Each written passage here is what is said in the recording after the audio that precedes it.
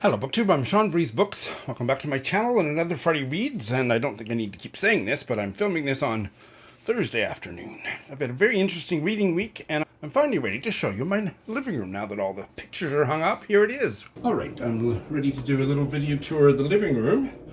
Here is one shelf of my favorites. I'll maybe do a more extensive video about that. And this is the front door. And there's this, and then this is a photograph of the girls hockey team at the University of Saskatchewan, 1919 to 1920. And my grandma, Cora Myers at the time, later Cora Mooney, was the goalie. Isn't that marvelous? I love that picture so much. And this is the board, or the whatever it is, whatever you call it, the wedding board, the wedding sign for our wedding banquet back in 2018. So that's what you see when you open the door. This is I think it's a Turkish rug that was in my grandparents' home and then my parents' home until it no longer was our home, and now I have it on our living room floor. Love it, love it, love it. And here is the arrangement of things in the living room. So I'd explain to you about this picture of my great uncle Reginald, who died at the age of 8 or 9 of diphtheria, Christmas Day 1903. Family heirloom for sure. This bench and mirror has been in the Mooney family for about 130 years or something. Came from Ontario out west and come down through the family, and now it's mine. These are pillows made of my dad's shirts and turtleneck sweaters. We all got some. And there's the mirror, so there's me. And then I'm showing this to you. The order in which I'm showing these to you is deliberate. So next to the mirror, we have this. That's not a family heirloom, but it may become one. I got that off the internet from Etsy, and because I loved it so much, and because it would clarify and resonate electrifyingly with the other big picture which I'm about to show you. So there's the sexy young man, naked, wearing a bunch of pearls. And then we go over here to Queen Mary. I'm gonna have to really angle it. It's not, because of the glare, you're not gonna get a good look at it. But there's Queen Mary, huge picture above a beautiful table from the Mooney home. And I mean, I am a bit of a monarchist, but that's not why it's here. I also am fascinated by her life. I've read 3 biographies of her. But also because I'm a big old queen, and so she is laden with necklaces and pearls. It's hard to, I'm sorry about the glare, there's just not much I can do about it, that resonate with this young man's. So that it's a gay thing, people. It's not particularly a monarchist thing. And I just love it, and I love how it resonates with the floor and the boy and everything. So that is your living room tour. So, I think I was a little shy about showing it to you because I know that not many of you are monarchists, but I wanted to carefully explain. It's my house, I can do what I want, but I did want to carefully explain the logic behind how those photographs resonate one with the other, and hope you approve. Alright, without further ado, this week's mystery guest is the kind of writer that you wouldn't necessarily expect on my channel, so you might be particularly interested in them. Let's go meet them. And this week's mystery guest is the Canadian novelist Alice Fitzpatrick, here to discuss her recently published, June of this year, mystery novel called A Dark Death. Joining us from Toronto. Alice, welcome. Thank you, Sean. I don't know why I've never heard of you. Your literary preoccupations are so interesting to me. One, because I don't typically read mystery novels. I gave you a warning of that before I started recording. And your mystery novel, A Dark Death, sounds fascinating. It's set on a sleepy Welsh island, and I'm quite interested in Wales. You were born near the Welsh border in England. Where have you been all my life, Alice? I've been in Toronto. You've been in Toronto. Well, I English, was in speaking Toronto English. for, yeah, I lived in Toronto in the 90s. So lovely to meet you. And let's start with your origin story, the British connection. You were born in England. I was born in Merseyside, which is that piece of land that's very close to the Mersey River, which everybody knows from the Beatles. And we came to Canada when I was 4.5 years old. But my English family, my aunt and uncle decided to buy a hotel in a small resort town called Tenby in Pembrokeshire in Wales. And so every summer when I went to visit my grandparents, we went to Tenby and I spent at least 3 weeks there. And then my grandparents moved down there. And so the whole family kind of relocated to Wales. And the next generation down from my cousin are all Welsh. And that's the Welsh connection. I just fell in love with Wales. Yeah, I've never been and I'm dying to go. My interest in Wales started with my favorite high school teacher, my English teacher, Mr. Roberts, was Welsh. He With a was name very like that, you Welsh. have to be. Yeah, he was so Welsh, and picture small town Saskatchewan in the 70s. He would remain seated during God Save the Queen. It's a Yes. huge scandal in our small little Saskatchewan village. And he was an amazing teacher, and I've been interested in Wales ever since. I have to ask you before we get into your novel, which is why we're here. Have you heard of the British writer Margiad Evans? She's No. way back in the 20th, early 20th century. I think her first works were published maybe late 1920s into maybe early 1940s. And she grew up on the Welsh borders. I don't know exactly where, I could look it up, but all of her fiction is set on the Welsh borders, not on islands. And my favorite by her is called Country Dance, and I think it's about 1932. And all of the Welsh characters live on the English side of the border, and all of the English characters live on the Welsh side of the border. There's all this stuff about borders and language, just fascinating. So I would recommend that to you. Tell us about A Dark Death, which I believe is the second in the series. It's the second one in the series. In the first one, Secrets in the Water, Kate decides to move back to the island where she grew up. And to do that, she has to solve the mystery of what happened to her aunt 50 years ago. So that's all done. So now she's looking for it. She's a historical novelist, although everybody who meets her thinks that she's got to be a romance writer because she writes historical, but she doesn't. She's looking forward to a very nice, quiet summer where she can write. And two things happen. A group of archaeology students appear, supposedly to dig up a medieval monk, the remains of a medieval monk cell, which is both based, there's that's based on an actual place in Wales. And they discover what they believe to be the remains of a Roman temple. Now, why the Romans would decide to come and build a temple on this island, nobody knows. But the professor, whose career has paled in comparison to his ex-wife, gets very excited about this, and suspension of disbelief hopes that this is really true. At the same time, a psychic investigator comes because the history of the island is that it was originally purchased by a 19th century American industrialist Mm. who just turned it into his own private estate, built a manor house on it, and then his wife died in childbirth and he just left. And all the islanders are actually related to all of the estate workers that were originally there 150 years before. And he comes to do a seance, and he's actually secretly filming this for a TV show in the manor house.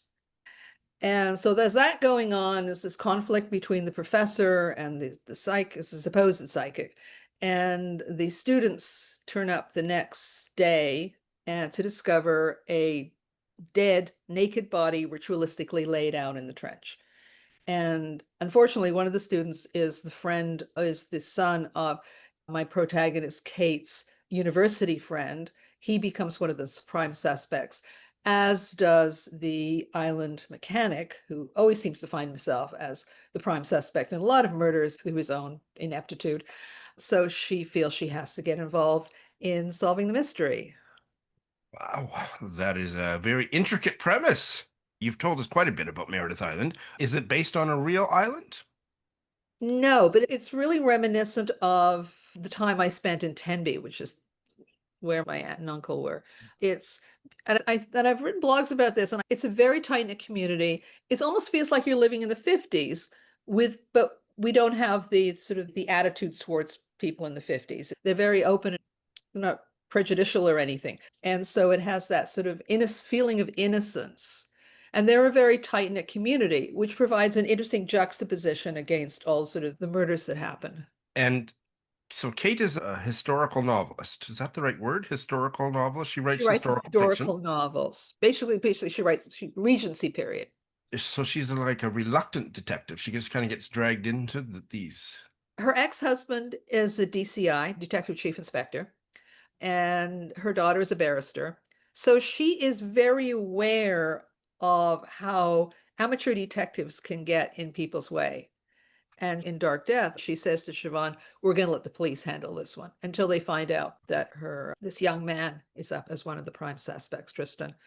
So she's very aware that there is a line that she cannot cross. There also has to be in this kind of in cozies and traditional mysteries, there has to be a reason why the amateur detective gets involved in solving the mystery. She can't just be nosy, or she can't just like doing it. So she goes in order to make sure that the English expression is these guys aren't fitted up for the murder. If I understand your story, you found yourself writing mysteries via a circuitous route. I started off as a literary writer. I published short fiction in literary magazines all throughout the 90s. And I did try writing a literary novel, and it didn't go anywhere. And what I've realized is the structural requirements of writing crime fiction.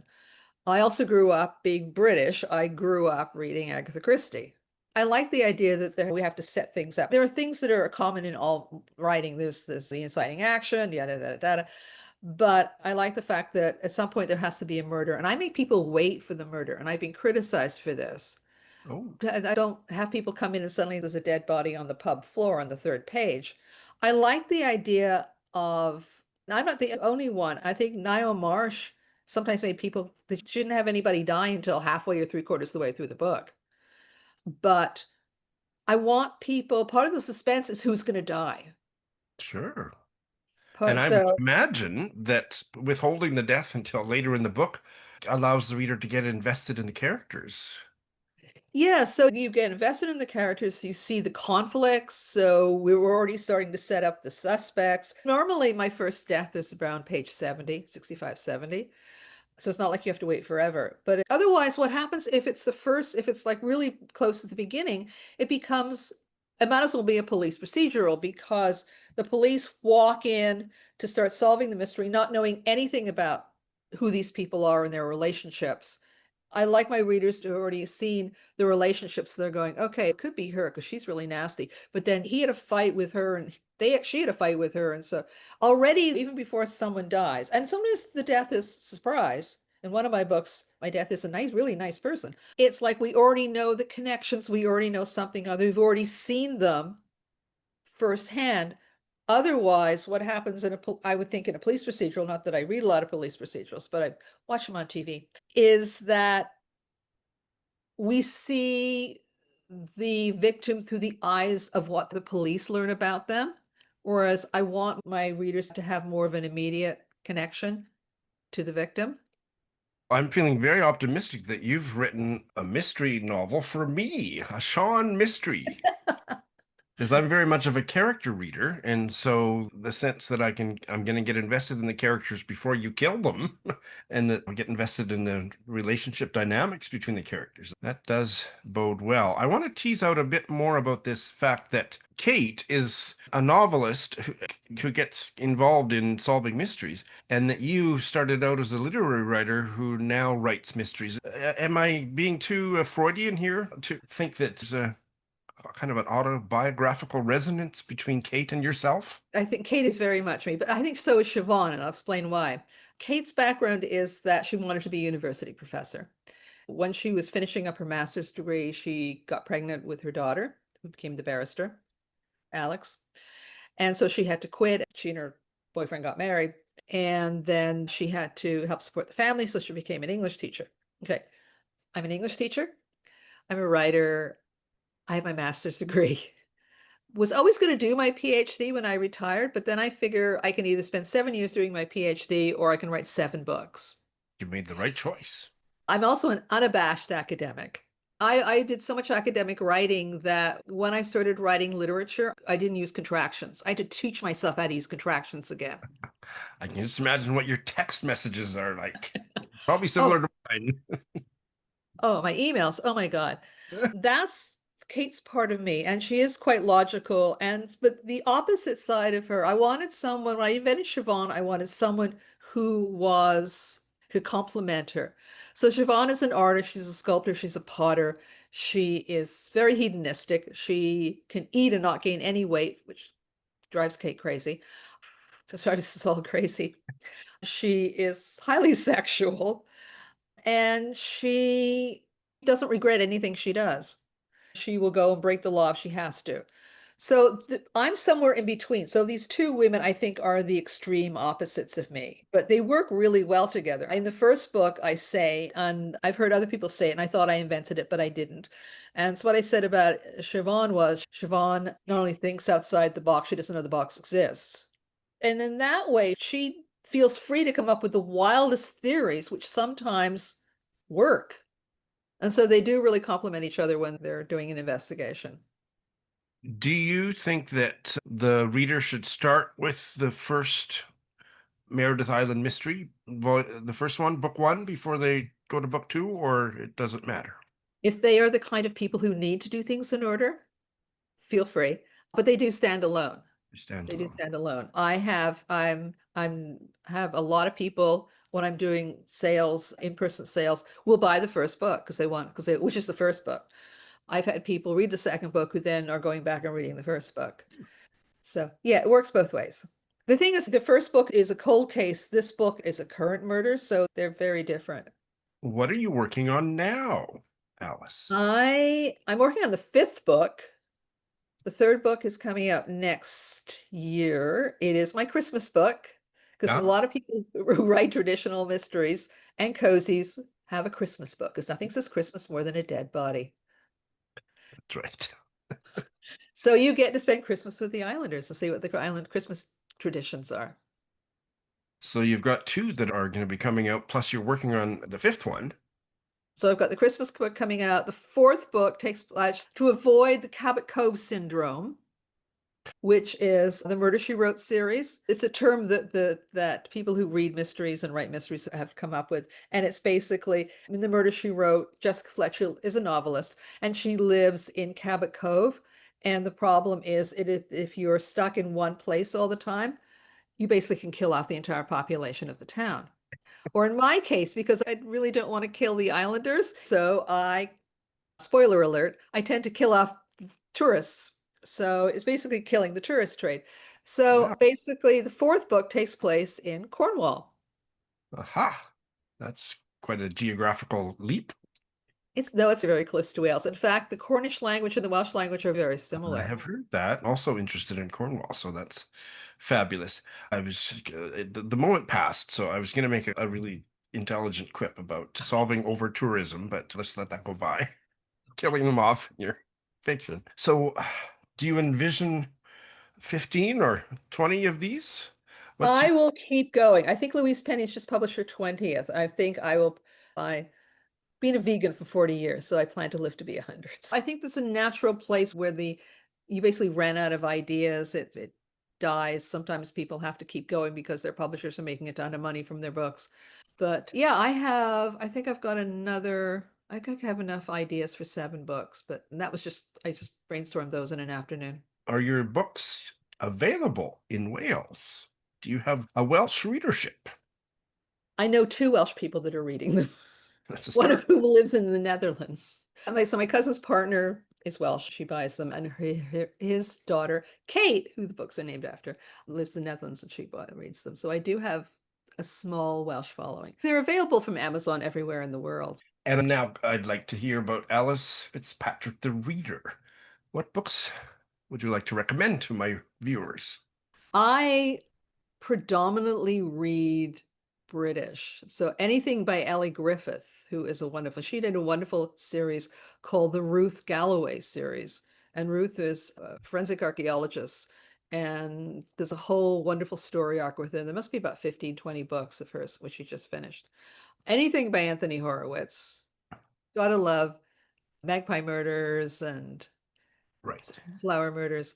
And a wonderful Toronto writer, friend of mine, Dianne Scott, Dianne with two N's, who writes a wonderful series called the Christine Lane series about I didn't know this. Apparently, the Toronto Islands had their own police force, which was quite separate from the Toronto police force. And Diane's father was a police officer on the Toronto Islands. So she writes a series about Toronto policewoman back in the 60s who was assigned to the Toronto Islands. And of course, so she deals a lot with what it was like for women in the police force back in the 60s. Sounds interesting. You mentioned another writer, and I think you pronounced the name correctly, and I've never heard the name pronounced. Niall Marsh, is that what you said? Niall Marsh. Niago.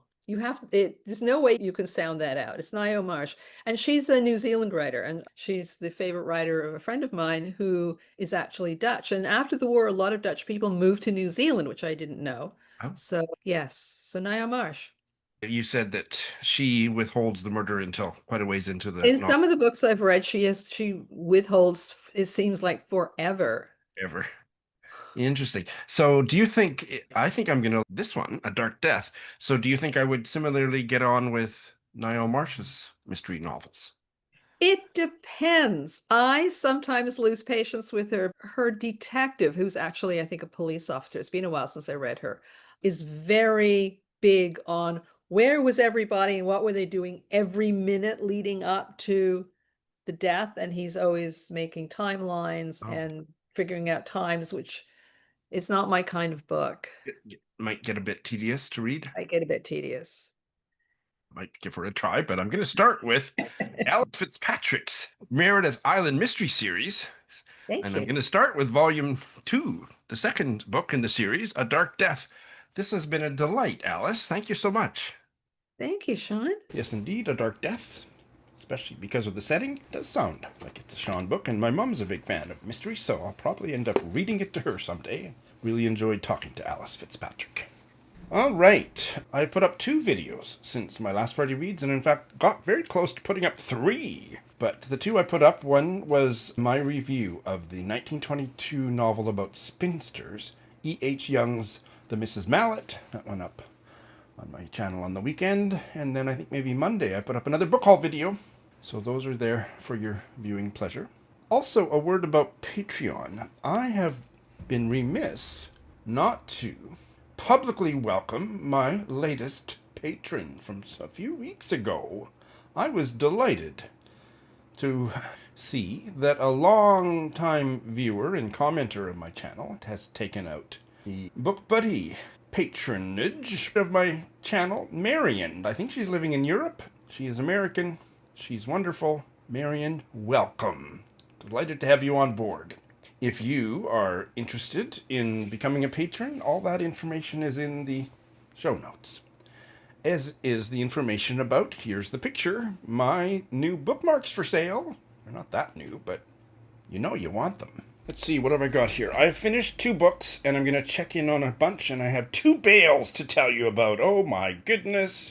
Let me start with the bales, I guess. I am, for the first time, as the coordinator, the facilitator of the Patreon book club, I bailed on the book club selection, and that was this work of history by Eleanor Barraclough, Embers of the Hands, Hidden Histories of the Viking Age. I got about 40% of the way into it, but I had started skimming in a major way, and then I thought, this is, just be honest, you're not into it, just stop. I asked for people's permission and didn't get any strong condemnation from the members of the book group, so I bailed. It's beautifully written. It's about archaeology and all the things archaeology can tell us about the era of the Vikings. And what it has made me realize, as if I needed reminding, My nonfiction has to be about people. And sure, there were archaeological traces of people here, but that was not enough to hold my interest. I didn't hate it, I just don't care about fragments of pottery, and there were some parts of it that did hold my interest, but I just knew that I was getting more and more lost in the, as one of my book club members put it, the accumulation of detail. This is the kind of book that I'm interested enough to read a book review of it, but not the book. So I bailed. I have also, sadly, bailed on Cat Brushing, the collection of short stories by the octogenarian British writer Jane Campbell. There's only one good story here, and that's the title story. Although the first one, Susan and Miffy, I kind of liked too, but the other ones I thought were quite awful. And I think part of it's not because she's an older woman, it's because she is a psychoanalyst. And not a very good writer, I just have to say. Like, the title story, Cat Brushing, is quite powerful. Susan and Miffy was good. This was a buddy read with one of my patrons, Louise, and she was enjoying it quite a bit more than I was, so it's not to my taste, maybe for yours, but no, it was overhyped in my opinion, and I couldn't bring myself to finish. So those are my bails. I'm ready to check in on 2 books. One is Mrs. Marjoribanks by Mrs. Oliphant, Margaret Oliphant. Joe Smith taught me that the correct pronunciation, it's written Mrs. Marjoribanks, but it's pronounced Mrs. Marjoribanks, and that is fully explained quite a ways into the novel, so thank you, Joe. I picked this up for Spinster September, which is ending in about a week. I'm 40 pages into it, 2 chapters into it, and I am loving it. I'm certainly not going to finish it for Spinster September. This will be a carryover into Victober. It was published in 1866. The group read for Victober is another one by Margaret Oliphant. I think it's called Hester.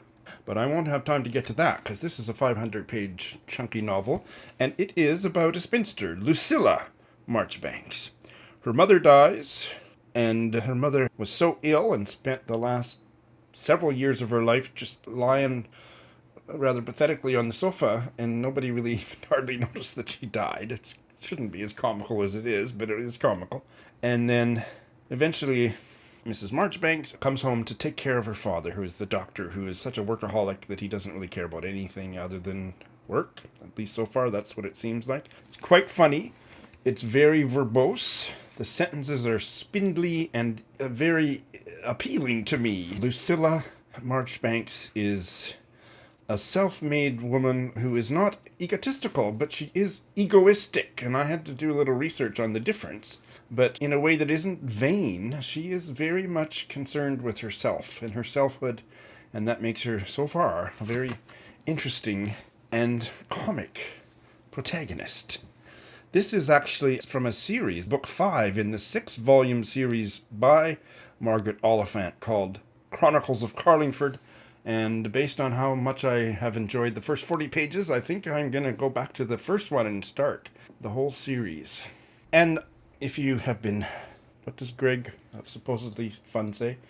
If you've been following along, you know that I'm doing another author interview as part of a live book launch at a bookstore coming up in a couple weeks. And I was a bit nervous about it because even though Bradley Summer was my mystery guest 2 weeks ago, I hadn't read the book. And what if I don't like the book? Well, I didn't need to be nervous at all. So I'm ready to check in on the first 60 pages of We Are All of Us Left Behind by Bradley Sommer. He lives in Calgary. He was my mystery guest 2 weeks ago. That chat will be linked in the show notes.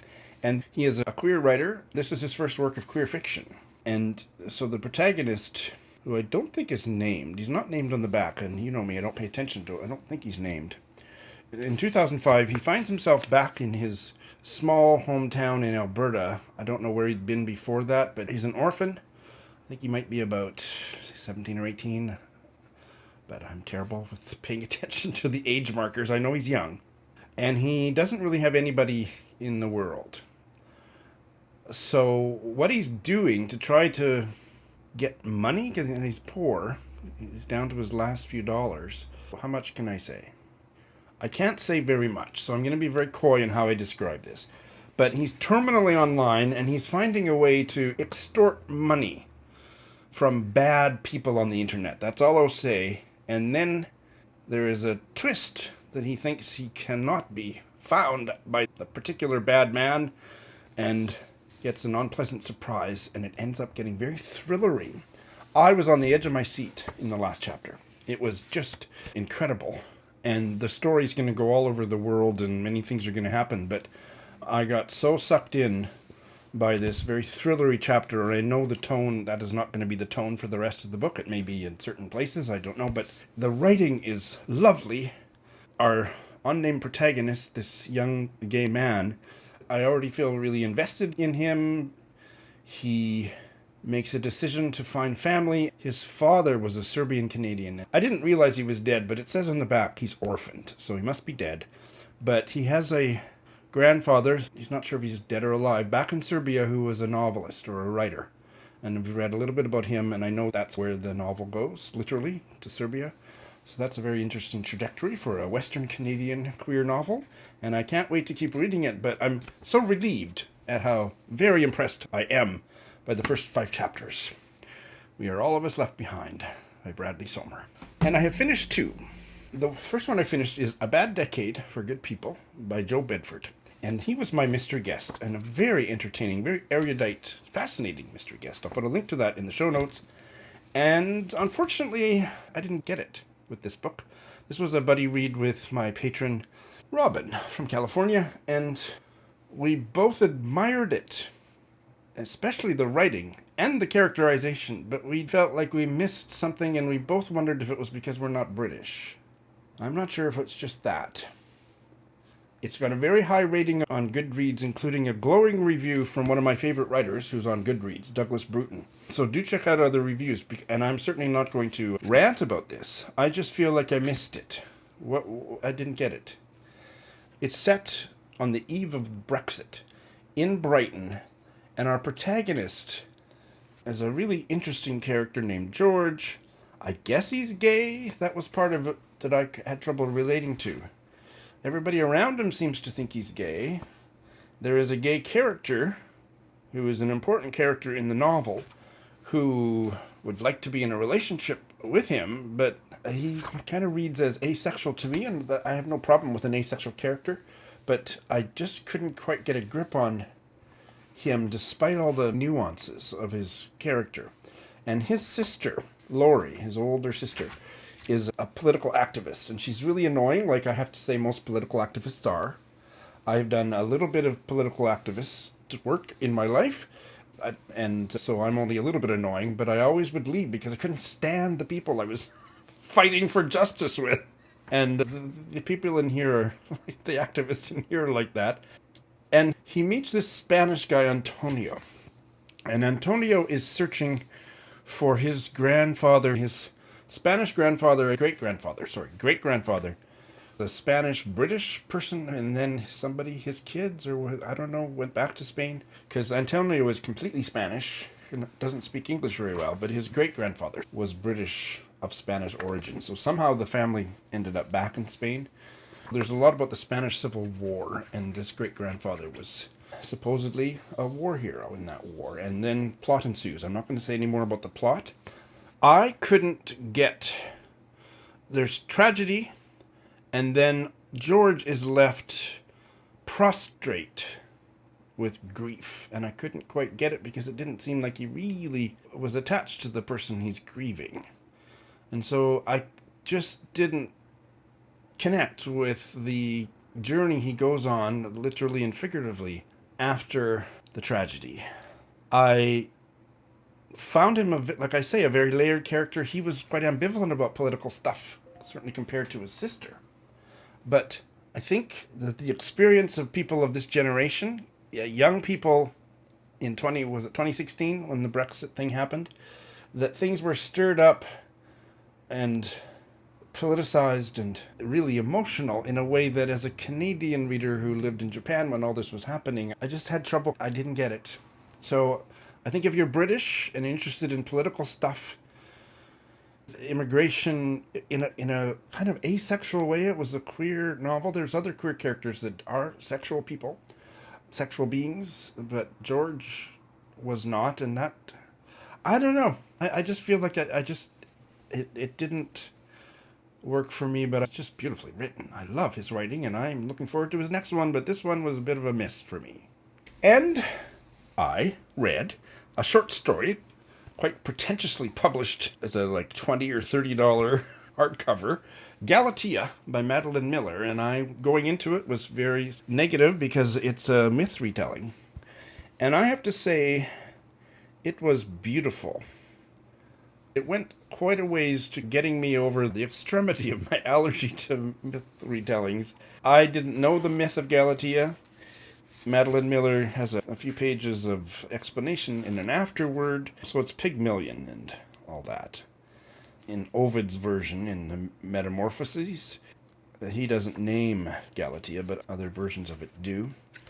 And this is a kind of like a modern retelling of it, but I'm confused in a good way, because I did it as an audio text combo, and the audio was to die for. So are my positive feelings more about the audio version than the story? It's really well written, so it transposes that myth to modern day, although there's not very much that makes you think it's modern, but it's a feminist retelling, and I don't care about the original myth. It's what gave us George Bernard Shaw's play, Pygmalion, and then My Fair Lady, neither of which I give a damn about. Pretty Women, who cares? I don't really care, but it was a great short story.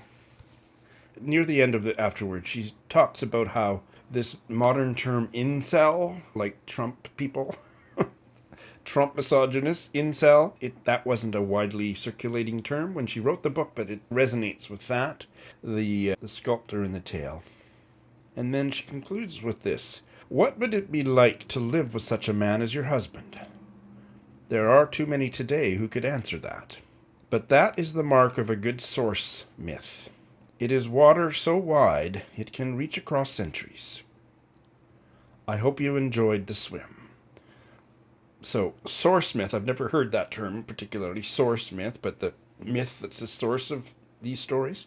Reaching across centuries, there's something about that. There's a frisson there. I'm left to ponder that. I still am not going to rush out to read any other myth retellings, but I certainly appreciate how well written this was, and it has given me some pause. So, that is for the novella reading project that Barb Howard and I do yearly, so that one is now done. So I will be starting another book from the novella reading project, one that I chose for us to read, and that is a German novella, Old Rendering Plant by Wolfgang Hilbig, translated from the German by Isabel Fargo Cole. This was one during the Concussion Reading Project that Lindy of Lindy's Magpie Reads and I did years ago. And I loved the opening, I don't think there's chapters, but the opening 10 pages. Page and a half long sentences that were just gorgeous. And it's about a boy who lives near a decaying coal plant, and then later in his life, it had been turned into an abattoir. And so I don't think there's much more story to it than that, but I remember the prose as being particularly hypnotic, so I'm very excited to be picking it up again. That's my Friday Reads. Any thoughts? Thanks for watching.